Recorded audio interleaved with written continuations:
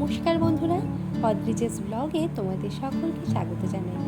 দেখো, আজকেও কিন্তু একটা বৃষ্টি ভেজা সকাল, তাই সকালে জানালা খুলেই খুব ভালো লাগছে বাইরেটা দেখতে। আর আজকে হলো অমাবস্যা ছাড়ার পরের দিন। তো অমাবস্যা ছাড়ার পরের দিন যে কতটা কর্মব্যস্ত থাকি আমরা বাঙালি বাড়ির সকলেই, তা তো তোমরা সকলেই জানো। কারণ আজকে অনেক কিছু ধোয়া কাচা মোছা সব করতে হবে। তো আমি সকালে উঠে শুধু উঠোন একটু ঝাড় দিয়ে নিয়েছি। তারপরে আসলাম ঘরে। অদ্রিজের বাবা এই মাত্র বিছানা ছেড়ে উঠলো।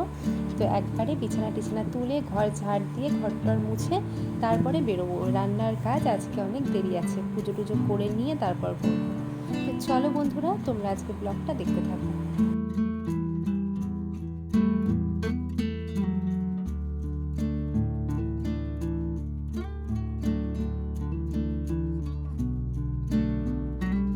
বাজে সকাল 10টা।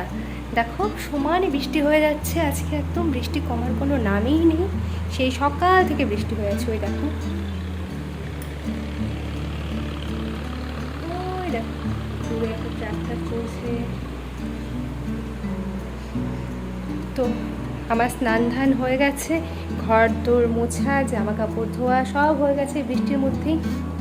জামা কাপড়গুলো তো একদমই মেলার জায়গা নেই, সব এক জায়গায় বারান্দায় জড়ো করে রাখলাম। কারণ আজকে তো ধুতেই হতো, কারণ কালকে অম্বুবাচী ছেড়েছে রাত্রে, যার জন্য আজকে এত ধোয়া মোছা করা। তো এখন স্নান হয়ে গেছে। তো চলো এখন পুজোটা দিব। আজকে সারা দিনে সব কিছুই তোমাদের সঙ্গে শেয়ার করব। অম্বুবাচীর পরের দিন একটা ব্যস্ততম দিন আজকে। তো ঠিক আছে বন্ধুরা, ব্লগটা তোমরা দেখতে থাকো।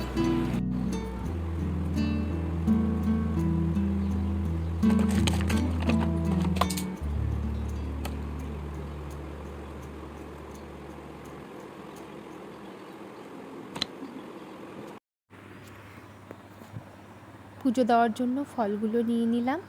তো ফল প্রতিবারই অমাবস্যা ছেড়ে যাওয়ার পরে আমরা ঠাকুরকে ফলমূল দিয়ে পুজো দিই। সে 5 ফল বা 3 ফল। তো আজকে 5 ফল ছিল না, তাই এই 3 ফল দিয়েই পুজোটা দিয়ে দিচ্ছি। কারণ এখন আর বাজারে যাওয়া সম্ভব না, বা বাইরে অনবরত বৃষ্টি হয়েই যাচ্ছে।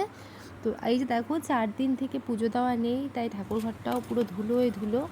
আমি কোনো রকমে ঘরে এসে ঘরটা ঝাড় দিয়ে মুছে নিয়ে তারপরে এই যে ফল কাটতে বসে গেলাম। ফল টল কেটে পুজোটা দিয়ে নেই, তারপর গিয়ে রান্না বান্না করছি। অদ্রিজ এদিকেও আছে ওর বাবার কাছে নিচের ঘরে, আর ওর দিদিও এসছে ওর পাশের বাড়ির থেকেই। ওটা হচ্ছে ওর জেঠুর মেয়ে। তো ওর দিদির সঙ্গে খেলছে। প্রথমে বসলো বই পড়তে, ওর বাবা একটু বই খাতা নিয়ে বসলো। তো ওর তো রোজই ওই একটু এবিসিডি লিখে ব্যাস দিদি চলে আসলো, ওদের খেলা শুরু। তো যাকে, ওরা ওদিকে খেলতে থাকুক, এদিকে আমার কাজগুলো হয়ে যাবে। নইলে ও পাশে থাকলে তো কোনো কাজ করাই মুশকিল, আমার পুজোটা দিতেও সুবিধা হবে। তো ওর নিচে খেলছে, ওর বাবাই আজকে ওকে সকালের খাবারটা খাইয়ে দিয়েছে। তো আমি একবারে পুজো টুজো দিয়ে একটু বাদেই প্রসাদ টোসাদ নিয়ে নিচে যাচ্ছি।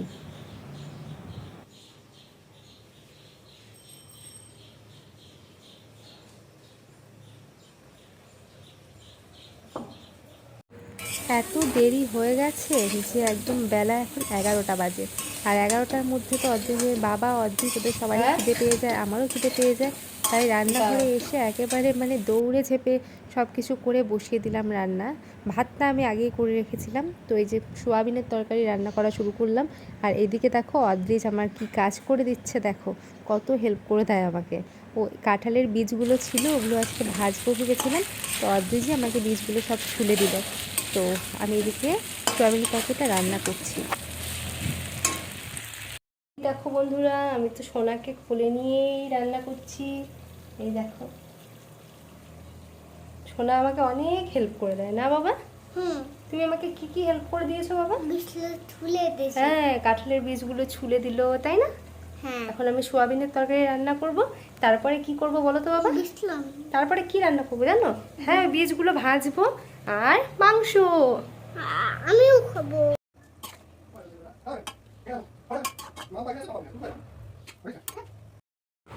এইদিকে আমার রান্নাটা কমপ্লিট হয়ে গেছে। আমি নামিয়ে নিচ্ছি তরকারিটাকে একটা বাটিতে। আর কাঁঠালের বীজটাও ভেজে নিয়েছি পাশেই, ওটাও হয়ে গেছে। আর ডাল তো সকালবেলাতে করে রেখেছিল অদ্রিজের বাবা। আর এদিকে দেখো, অদ্রিজের ঠাকুরদা মানে আমাদের বাড়িতে একটা কলার পিড়, আমাদের প্রচুর কলা গাছ আছে, তো একটা কলার পিড় আধা পাকা হয়ে আছে, কিছু কিছু পেকেছে, কিছু কিছু কাঁচা, তাই ওটাকে কেটে অদ্রিজের দাদা রেখে দিল, ওটা একদিন থাকলেই পেকে যাবে।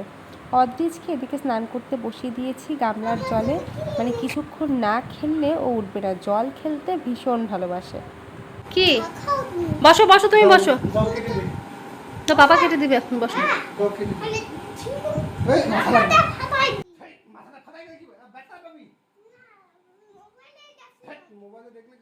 বসো বসো বাবা বসো। কি সোনা, তুমি যে স্নান করে এখনো ভাত খাওনি, ভাত না খেয়ে চকো খাবা? স্নান তো করছো, কিন্তু স্নান করে তো ভাত খাওনি বাবা। হ্যাঁ, ভাত না খেয়েই চকো খাবা? তারপরে যে ভাতই খেতে চাইবে না, পরে ভাত যখন খাবে ঠিক করে ভাত খাবে তো? একটু পরে ভাত খাবে তো? সত্যি কথা বলো, তখনও কিন্তু একটা ভাতও খাওনি তুমি। এখন একটা চকো দিলে পরে ভালো করে ভাত খাবে তো? ভাত না খেলে তোমাকে কি করব? তুমি বলো কি করব ভাত না খেলে? ভাত না খেলে তোমাকে কি করব বলো? পিঠে দেব, ঠিক আছে তো? ভাত না খেলে পিঠে দেবো তো? তাহলে কি করব? না, ভাত খেতে হবে, তাহলে আমি চকো দিব না। তুমি ওখানে চলে গেলে কেন? ভাত খাবার তো? পাপা নইলে কিন্তু খুব বকু দিবে, আমাকেও বকু দিবে, বলবে ছেলেটা একটাও ভাত খায় না, আর তুমি শুধু ছেলেটাকে চকো খাওয়াও। চকো কোথায় আছে?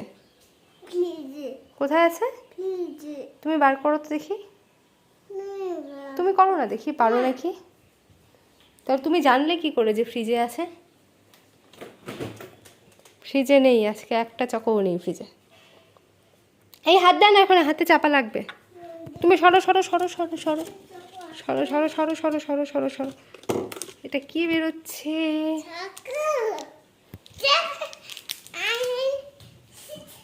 ওঠো, বিছানা ওঠো, আমাকেও দিয়ে খাবা। হ্যাঁ, বিছানা ওঠো, বিছানা ওঠো, বিছানা ওঠো, আমি খুলে দিচ্ছি, আমি খুলে দিচ্ছি। কি মেঘলা আকাশ দেখো তো, কে বলবে এখন দুপুর 2টো বাজে? দেখো আকাশে বৃষ্টি, সারা দিন ধরে বৃষ্টি হয়েই যাচ্ছে হয়েই যাচ্ছে। যা বিছানা ওঠো বাবা, বিছানা ওঠো। আরে চকো প্যাকেট ফেলে না, ঘরে ফেলে না বাবা। উফ, তুমি যে এত দুষ্টু না। খুলে দাও তো। দিচ্ছি, আমি খুলে দিচ্ছি, তুমি বসো। বসো না, তুমি ওইভাবে খায় না। শুরু হয়ে গেল বদমাশি। ওঠো, বিছানা ওঠো, দিচ্ছি, আমি দিচ্ছি খুলে। চকলেট পেয়ে খুব খুশি, তো চকলেট খেয়ে তারপরে ভাত খেয়ে ঘুমিয়ে পড়েছিল। অনেক দেরি হয়ে গেছিলো উঠতে, যে বিকেলবেলায় একটু বাইরে বেরোলাম, তো ছাগলগুলোকে দেখে খুব খুশি হয়ে কিছুক্ষণ খেললো। তারপরে খেলে টেলে বাড়িতে চলে এসেছি। বাড়িতে এসে তো আবার সন্ধ্যের খাওয়া দাওয়া, মানে আমরা চা খেলাম, ওকে একটু দুধ খাওয়ালাম, তো তারপরে পড়তে বসিয়েছি। পড়তে বসলেই শুরু হয়ে যাবে নানা রকমের বাহানা। কিছুক্ষণ তো কান্নাকাটি, পড়বো না, লিখবো না। তারপরে অনেক বুদ্ধি করে পড়তে বসালাম খেলার ছলে, তো বলে তুমি চোখ বন্ধ করে থাকো, আমি তাহলেই লিখবো, মানে আমাকে সারপ্রাইজ করে দিবে।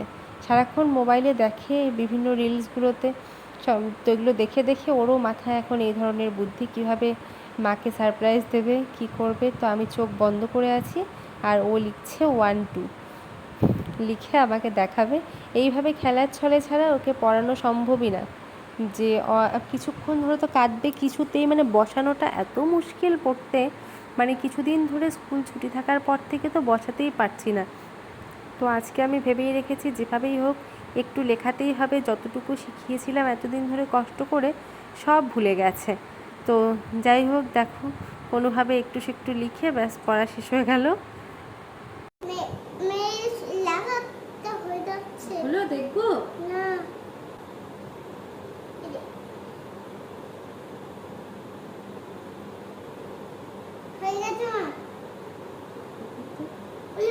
তুমি এত সুন্দর করে লিখে ফেলছো বাবা, এত ভালো করে লিখছো। আচ্ছা, আগে তো তোমাকে আদর করি, তারপরে দেখবো তুমি কি কি লিখলে।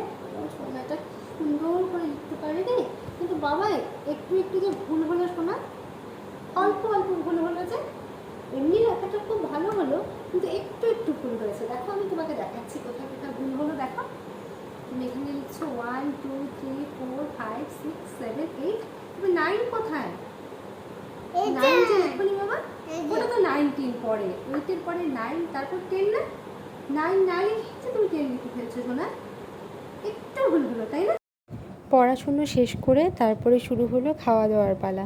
তো আজকে রাতে খাবো রুটি। রুটিটা আমি একদম সন্ধেবেলাতেই করে রেখেছিলাম।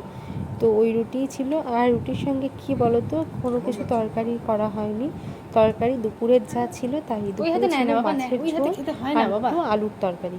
তো সেটা দিয়েই খাচ্ছি আজকে রুটিটা। মাছটা ওকে বেছে বেছে দিচ্ছিলাম আমি। আর দেখো, আমার ছেলেটা কিন্তু কোনোদিনই এত ভালো করে খায় না নিজের হাতে। তো আজকে আমি ওকে নিজের হাতেই খেতে দিয়েছি। যে আমি তো খাইয়ে দিই, ও খেতেই চায় না একদম। দেখি নিজের হাতে কেমন খায়।